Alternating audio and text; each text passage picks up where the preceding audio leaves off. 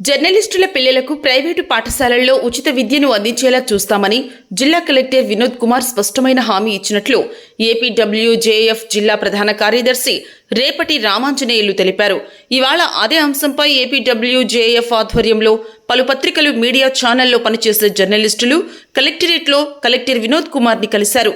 జర్నలిస్టులకు ప్రైవేటు పాఠశాలలో ఉచిత విద్య అవకాశం కల్పిస్తూ ప్రత్యేకమైన సర్క్యులర్ ఇచ్చి ఉందని, అయితే గత కొన్నేళ్లుగా ఇది పూర్తి స్థాయిలో అమలుకు నోచుకోలేదన్నారు. జర్నలిస్టులు చెప్పిన సమస్యలపై జిల్లా కలెక్టర్ సానుకూలంగా స్పందించారని రేపటి రామాంజనేయులు తెలిపారు. గతంలో ఇక్కడ పనిచేసిన కలెక్టర్లు ప్రైవేటు, కార్పొరేట్ పాఠశాలలకు ఉచిత విద్యపై ఆదేశాలు జారీ చేసినా అది చాలా మందికి అందలేదన్నారు.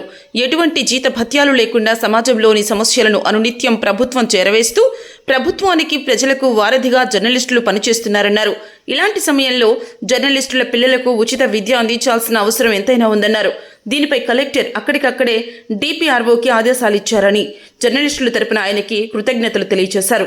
అనంతపురం జిల్లాలో పనిచేస్తున్నటువంటి వర్కింగ్ జర్నలిస్టుల పిల్లలకి ఉచితంగా కార్పొరేట్, ప్రైవేటు విద్యాసంస్థల్లో ఎడ్యుకేషన్ ఇవ్వాలని చెప్పేసి ఈరోజు అనంతపురం జిల్లా కలెక్టర్ వినోద్ కుమార్ గారిని ఏపీడబ్ల్యూజేఎఫ్ తరఫున కలవడం జరిగింది.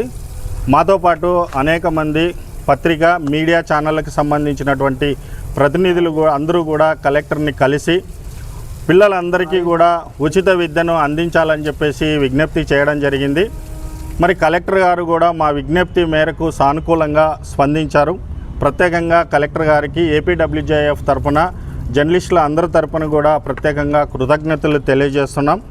అయితే అనంతపురం జిల్లాలో ఎల్కేజీ నుంచి చదివేటువంటి అందరూ జర్నలిస్టు పిల్లలందరికీ కూడా ఈ ఉచిత విద్యను అందేలాగా నేను చర్యలు తీసుకుంటామని చెప్పేసి కలెక్టర్ గారు హామీ ఇచ్చారు.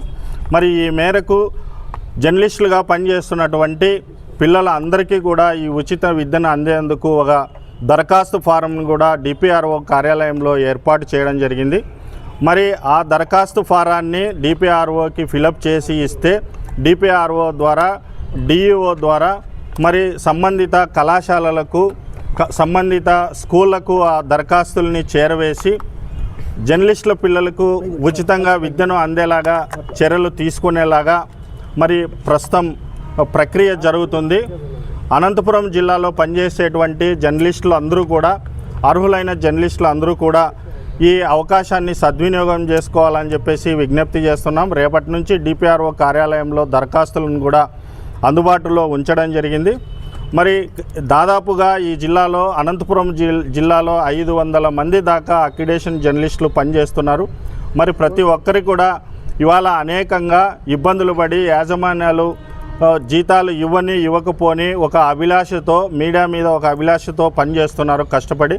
మరి వాళ్ళందరూ కూడా ప్రభుత్వానికి, ప్రజలకి ఒక వారధిలాగా పనిచేస్తున్నటువంటి జర్నలిస్టులకి మరి ఉచితంగా ఈ అవకాశాన్ని కల్పించాలని చెప్పేసి ప్రధానంగా మేము కోరినాము.